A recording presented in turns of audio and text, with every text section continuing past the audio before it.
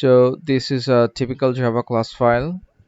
So it starts off with a package declaration and then the class declaration itself, and then this block.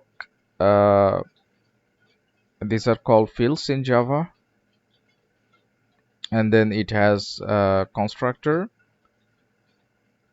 is a method itself without any return type. So I'm not going to too technical in this video, so just uh, get the structure, how a class file is written. Okay, so these are called the parameters inside the brackets.